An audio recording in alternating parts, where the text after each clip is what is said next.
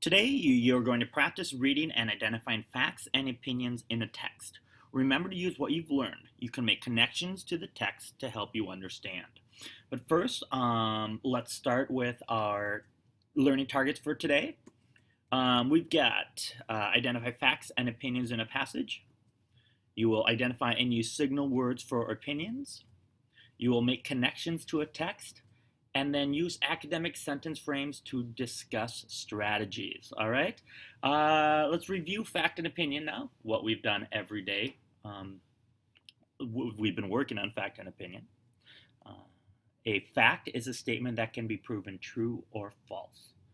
Okay, so it depends upon whether they're saying something is not true or false is when that would be a fact.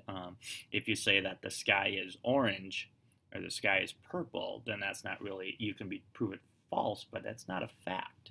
Okay, an opinion is a belief that may or not be based on fact. Okay, and that's one person's facts. Okay, one person's idea, one person's understanding of something.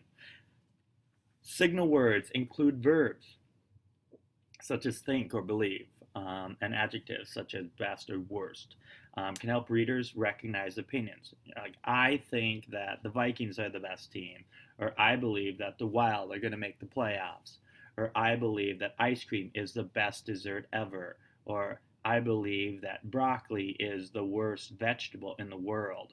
Whatever that might be, whenever we're using the think or believe, or we're giving a value to something, okay, that's not a numerical value, and we're comparing it to two things, unless it's like taller or shorter or heavier. But when we're giving quality in terms of, oh, this is the best pizza I've ever eaten, well, that's an opinion, because someone else could say, ew, this is the worst pizza I've ever eaten. Okay. And then recognizing facts and opinions helps readers make judgments about whether information is accurate and reliable. And one of those things that we really need to be as good readers is being able to discern the difference between fact and opinion, because that's going to help us, especially when we look at kind of what we're doing now with the exhibition. It's going to help us find good information, and information that we can pass on and use as fact rather than information that might not be right. And you don't want to pass on information that's an opinion unless you're sharing that opinion. But remember, one of the things about opinions is being able to back them up with information. It's not just enough to have an opinion. The goal is then be able to back it up with facts that have led you to the opinion. Okay, so if I say, oh, I believe that this pizza is the best pizza ever, and then I can say, well, facts, I have tried this pizza, this pizza, this pizza. If you look at this pizza, it has so much more cheese, and it has so much more, whatever you put on pizza. Maybe it's bacon or whatever. And then that's how you try and back up your opinion with facts. Okay, versus saying, I believe that unicorns are real, and then not really having anything to back it up. All right, so let's look at our regions of Canada, and I have a video for you. Canada is the second largest country in the world. It includes many different geographical regions. In the Arctic North are the frozen plains, or tundra. In the southeast is a hilly, rocky region. Western Canada consists of several geographical regions too, including wide open prairies. The prairies are mostly flat and have very fertile soil. Farther west, the Rocky Mountains rise abruptly, creating a region of towering mountains and dramatic valleys. One of the most beautiful regions of Western Canada is the coast of the Pacific Ocean. The coastal region has the country's wettest and mildest climate. Parts of Vancouver Island, just off Canada's western coast, get as much as 262 inches, 665 centimeters of rain per year. Canada is a country of vastly ranging geographical regions. All right, so now that we've had that read to us, the regions of Canada, what I'd like you to do is, looking at this looking at our fact and opinion in our text sentence frames.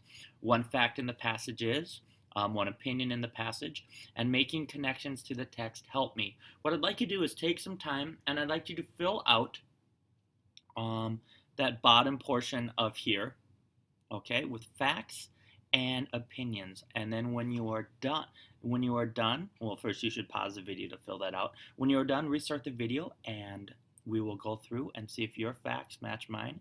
And I'm guessing you probably possibly came up with different ones than me. So why don't you pause the video and get to work.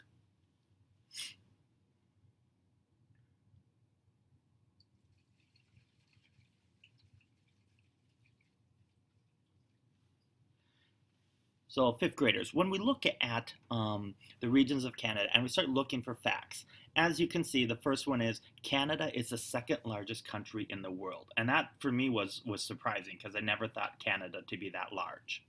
All right, another fact, the Arctic North has the frozen plains or tundra. Now, if you notice, these were taken from that first paragraph.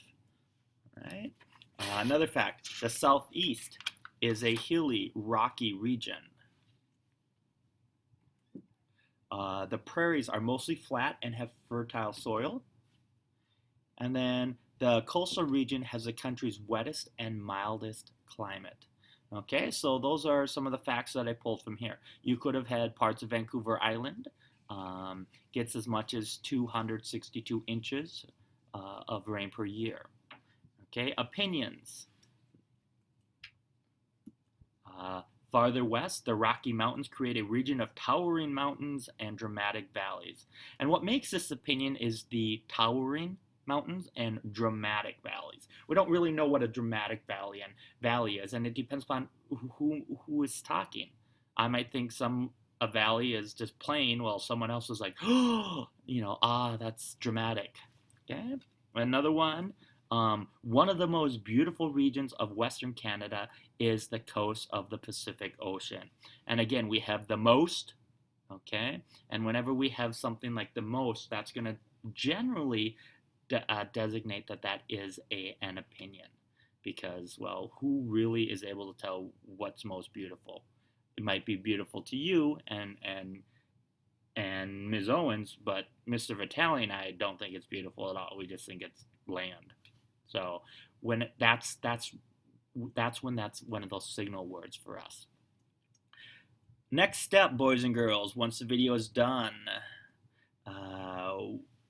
answer the questions. What kind of texts have you read that include facts? And these are in your packet. What kind of texts have you read that include opinions? Can a text include both facts and opinions? And then finally, why is it important to recognize facts and opinions? And this is going to be a Flipgrid entry, so you want to make sure you take care of that. So when the video's done, you can get working on these questions. But just to review, like we do every time, let's review fact and opinion. A fact is a statement that can be proven true or false. An opinion is a belief that may or may not be based on fact. We have signal language and signal words, which include verbs and adjectives. Verbs like think and believe. Adjectives like best or worst. They can help the reader, recognize opinions. And then recognizing facts and opinions helps readers make judgments about whether information is accurate and reliable. All right, your next step is to read and answer the question that we just talked about. But remember that many nonfiction texts you read have both facts and opinions. Look for the facts and opinions today when you read in small groups. Make connections to the text to help you recognize and distinguish between the facts and opinions. And once you're done with everything, don't forget you do have a Flipgrid that we need you to respond to. And some of us have not been very good at responding to them, so let's do a better job making sure that everyone is responding.